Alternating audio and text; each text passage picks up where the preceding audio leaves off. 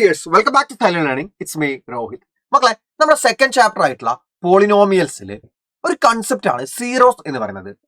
പോളിനോമിയൽസിന്റെ zeros എന്ന് പറഞ്ഞാൽ എന്താണ്? ഈ ഒരു കൺസെപ്റ്റ് ആണ് നമ്മൾ ഇന്നത്തെ വീഡിയോയിൽ ഡിസ്കസ് ചെയ്യാൻ പോകുന്നത്. ഈ ഒരു വീഡിയോ കഴിയുമ്പോഴത്തേക്ക് നിങ്ങൾക്ക് സീറോസ് എന്താണെന്നുള്ളതിനെ പറ്റി കൃത്യമായിട്ടുള്ള ഒരു ഐഡിയ കിട്ടും. അപ്പോൾ ഞാനൊരു പോളിനോമിയൽ എഴുതാം. ആദ്യം തന്നെ ഞാനൊരു പോളിനോമിയൽ എഴുതി. ഫോർ എക്സാമ്പിൾ, x-2 എന്ന പോളിനോമിയൽ.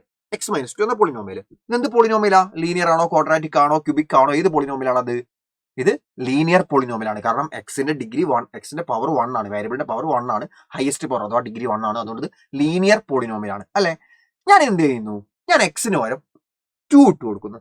എക്സിന് പകരം 2 കൊടുക്കുന്നു. ഈ പോളിനോമിയലിൽ സാർ എക്സ് മാത്രമേ മാറ്റുന്നുള്ളൂ, എക്സിന് പകരം 2 കൊടുത്തു. അപ്പൊ എന്തായി? 2 - 2 0 എന്ന് കിട്ടി അല്ലെ. പോളിനോമിയൽ ടോട്ടൽ ഈക്വൽ ടു 0 ആയിപ്പോയി. എന്ത് കൊടുത്തപ്പോ? എക്സിന് പകരം 2 കൊടുത്തപ്പോ.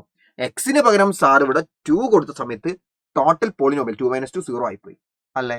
അങ്ങനെയാണെങ്കിൽ എനിക്ക് പറയാൻ പറ്റും x-2ന്റെ 0 ആണ് ആര്? 2. ഓക്കെ അല്ലെ. ഇനി വേറൊരു എക്സാമ്പിൾ, 4x + 3 ഒരു പോളിനോമിയൽ. 4x + 3 എന്ന ലീനിയർ പോളിനോമിയൽ. ഈ പോളിനോമിയലില് സാറ് എക്സിന് പകരം -3/4 കൊടുക്കുകയാണ്. അപ്പൊ എന്താ വരിക? എക്സിന് പകരം മാത്രമേ -3/4 കൊടുക്കുന്നുള്ളൂ, ബാക്കിയെല്ലാം അങ്ങനെ തന്നെ എഴുതണം. അപ്പൊ 4 × x അല്ലെ. 4 × x എന്ന് പറഞ്ഞാൽ 4 × x ആണല്ലോ. അപ്പൊ 4 × x എന്നുള്ളത് നമ്മൾ എങ്ങനെ എഴുതുക? 4 × x വരെ എന്താ കൊടുക്കുന്നത്? -3/4 കൊടുത്തു. പ്ലസ് ഈ 3 ഒക്കെ എഴുതണം, അതൊക്കെ എഴുതണം. എക്സിന് പകരം മാത്രം ഞാൻ, വേരിയബിളിന് പകരം മാത്രം ഞാൻ -3/4 കൊടുത്തു. അപ്പോ ഈ 4ഉം വെട്ടിപ്പോയി, മേലെ താഴെയുള്ള 4 വെട്ടിപ്പോയി. മൾട്ടിപ്ലിക്കേഷൻ ആയതുകൊണ്ട് അഡീഷനോ സബ്ട്രാക്ഷനോ ആണ് ഈ മൾട്ടിപ്ലിക്കേഷന് പകരം വരുന്നതെന്ന് വെച്ചാൽ നിങ്ങൾ ഇങ്ങനെ കട്ട് ചെയ്യാൻ പാടില്ല കേട്ടോ.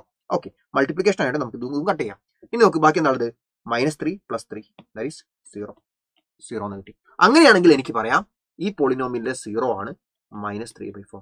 കാരണം വേരിയബിളിന് പകരം -3/4 കൊടുത്തപ്പോൾ ടോട്ടൽ പോളിനോമിയൽ 0 ആയി പോകുന്നുണ്ട്. ഒരു പോളിനോമിയലിലെ വേരിയബിളിന് പകരം നമ്മളൊരു നമ്പർ കൊടുക്കുന്നു. ആ നമ്പർ കൊടുക്കുന്ന സമയത്ത് ടോട്ടൽ പോളിനോമിയൽ ഈക്വൽ ടു 0 ആയി പോകുന്നു. അങ്ങനെ ആയി പോകുന്നുണ്ടെങ്കിൽ ആ കൊടുക്കുന്ന വാല്യൂ, വേരിയബിൾ വരെ കൊടുക്കുന്ന സബ്സ്റ്റിറ്റ്യൂട്ട് ചെയ്യുന്ന വാല്യൂ, അതിനെയാണ് പോളിനോമിയലിലെ 0 എന്ന് പറയാം. ഓക്കെ, ദെൻ വേറൊരു example, x³ is A cubic polynomial. ആ ക്യൂബിക് പോളിനോമിയൽ ഞാൻ എക്സിന് വരെ 0 കൊടുക്കുന്നു. അപ്പൊ 0³ അഥവാ 0 എന്നാണ് കിട്ടുന്നത്. അങ്ങനെയാണെങ്കിൽ ആ പോളിനോമിയലിലെ 0 ഏതാ? ഇവിടെ എക്സിന് വരെ ഞാൻ കൊടുത്ത വാല്യൂ ഏതാ? 0 ആണ്. അപ്പൊ 0 എന്ന് പറയുന്നത് അതിന്റെ എന്താണ്? 0 ആണ്. അപ്പൊ ലിറ്ററലി വേരിയബിൾ പകരം കൊടുക്കുന്ന വാല്യൂ, ആ വാല്യൂ കൊടുത്തു കഴിഞ്ഞാൽ പോളിനോമിയൽ ടോട്ടൽ 0 ആയി പോകണം.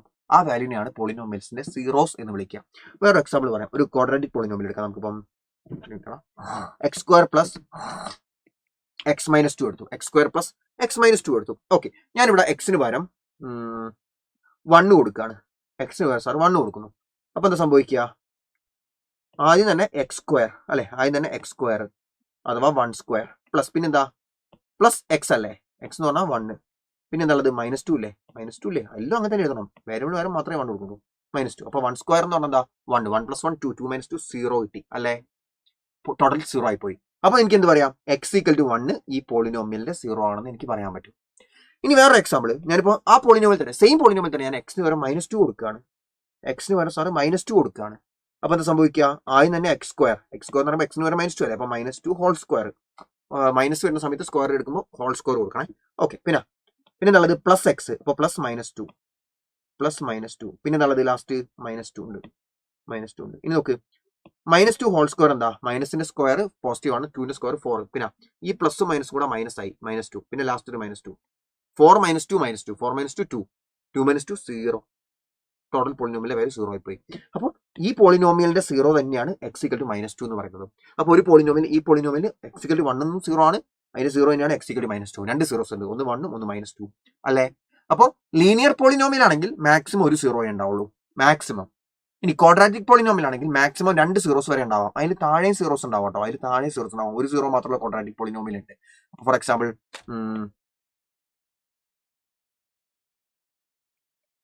x² - 2x + 1. ഇതിന്റെ 0 എന്ന് പറഞ്ഞാൽ 1 മാത്രമാണ്. ഇതിന്റെ 0 എന്ന് പറഞ്ഞാൽ 1 മാത്രമാണ്. ഇതിൽ 1 കൊടുത്തു, എക്സിന് പകരം 1² 1 -2 × x അല്ലേ, 2 × 1 1 2. അപ്പൊ 1 - 2 -1 -1 + 1 0 ആയി പോകും. അപ്പോൾ ആക്ച്വലി ഒരു 0 എന്നല്ല പറയാ, 2 സീറോസ് ഉണ്ടാവും. 2 ഈക്വൽ ആയതുകൊണ്ട് ഒരു 0 എന്നാണ് പറയാ. അപ്പോൾ ഒരു ക്വാഡ്രാറ്റിക് പോളിനോമിയലിന്റെ മാക്സിമം നമ്പർ ഓഫ് സീറോസ് എന്ന് പറഞ്ഞാൽ 2 ആണ്. ഇവിടെ ഇപ്പം 2 ഇതേ ഈ പോളിനോമിയലിലെ സീറോസ് ആണ് 0യും ഏതും 1ഉം 2 1 മൈനസ് 2 ആ പോളിനോമിയലിന്റെ സീറോസ് ആണ്. ഇനി ക്യൂബിക് പോളിനോമിയൽ ആണെങ്കിൽ നേരത്തെ ഈ ക്യൂബിക് പോളിനോമിയലിന്റെ സീറോ ആയിരുന്നു 0, ഒറ്റ സീറോയേ ഉള്ളൂ. അതിന് 2 സീറോ ഉള്ള ക്യൂബിക് പോളിനോമിയൽസ് ഉണ്ട്, 3 സീറോ ഉള്ള ക്യൂബിക് പോളിനോമിയൽസ് ഉണ്ട്. മാക്സിമം 3 സീറോസ് ഉണ്ടാവുള്ളൂ. അതായത് ഡിഗ്രി എത്രയാണോ മാക്സിമം അത്രയും നമ്പർ ഓഫ് സീറോസ് ഒരു പോളിനോമിയലിന് ഉണ്ടാവുള്ളൂ. ലീനിയർ പോളിനോമിയൽ ആണെങ്കിൽ മാക്സിമം 1 സീറോ, കാരണം അതിന്റെ ഡിഗ്രി 1 ആണല്ലോ. ക്യൂബിക് ക്വാഡ്രാറ്റിക് പോളിനോമിയൽ ആണെങ്കിൽ മാക്സിമം 2 സീറോ, കാരണം അതിന്റെ ഡിഗ്രി 2 ആണല്ലോ. ക്യൂബിക് പോളിനോമിയൽസ് ആണെങ്കിൽ മാക്സിമം 3 സീറോസ്, കാരണം അതിന്റെ ഡിഗ്രി 3 ആണല്ലോ. അപ്പോൾ മാക്സിമം ഡിഗ്രി എത്രയാണോ അത്രയും മാക്സിമം നമ്പർ ഓഫ് സീറോസേ അതിലുണ്ടാവുള്ളൂ, ആ പോളിനോമിയൽ ഉണ്ടാവുള്ളൂ. അപ്പോൾ സീറോസ് എന്നുള്ള കൺസെപ്റ്റ് എന്താണെന്ന് മനസ്സിലായി. ആൻഡ് മാക്സിമം എത്ര സീറോസ് ഒരു പോളിനോമിയലിന് ഉണ്ടാവും എന്ന് നമുക്ക് പ്രെഡിക്റ്റ് ചെയ്യാൻ പറ്റുമെന്ന് മനസ്സിലായി അല്ലെ. ഇത്രയേ ഉള്ളൂ സീറോസ് എന്ന കൺസെപ്റ്റ്സ്. ഇനി സീറോസ് കണ്ടുപിടിക്കുന്ന മെത്തേഡാണ് ലീനിയർ പോളിനോമിയൽ ആണെങ്കിൽ നിങ്ങൾ ജസ്റ്റ് 0 ആയിട്ട് ഇക്വേറ്റ് ചെയ്തിട്ട് വാരിയബിൾ മാത്രം കണ്ടുപിടിച്ചാൽ മതി. ഇനി ക്വാഡ്രാറ്റിക് പോളിനോമിയൽ ആണെങ്കിൽ അല്ലെങ്കിൽ സെക്കൻഡ് ഡിഗ്രി പോളിനോമിയൽ ആണെങ്കിൽ നമുക്ക് സെക്കൻഡ് ഡിഗ്രി ഇക്വേഷൻ അത് 10th CBSE നമുക്ക് അടുത്ത വർഷം അക്കാദമിക്കില്ല 10th CBSE നമുക്ക് പഠിക്കാനുണ്ട്. -b + or -√b² - 4ac/2 എന്നുള്ളൊരു ഇക്വേഷൻ നമുക്ക് പഠിക്കാനുണ്ട്.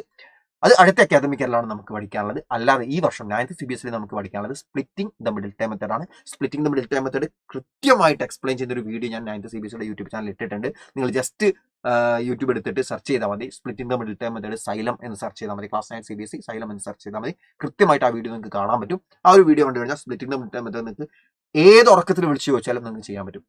സീരിയസ്ലി ആ ഒരു രീതിയിലാണ് ആ ഒരു വീഡിയോയിൽ ഞാൻ കാര്യങ്ങളൊക്കെ എക്സ്പ്ലെയിൻ ചെയ്തിട്ടുള്ളത്. ഞാൻ ഓവറാക്കി പറയാമെന്ന് വിചാരിക്കേണ്ട, നല്ല വീഡിയോ ആണ്, നിങ്ങൾ കണ്ടു നോക്കൂ കേട്ടോ. ഓക്കെ മക്കളെ, സോ സീറോസ് എന്ന കൺസെപ്റ്റ്സ് കൃത്യമായിട്ട് മനസ്സിലായിട്ടുണ്ടെന്ന് വിശ്വസിക്കുന്നു. ഇത് നിങ്ങൾക്ക് അടുത്ത കൊല്ലത്തേക്കും കൂടി ആവശ്യമുണ്ട്. പോളിനോമിയൽസ് ചാപ്റ്റർ അടുത്ത കൊല്ലവും പോളിനോമിയൽസ് ഉണ്ട്. അപ്പോൾ ആ പോളിനോമിയൽസ് ചാപ്റ്ററിൽ splitting the middle term method നമുക്ക് വളരെ ആവശ്യമുണ്ട്.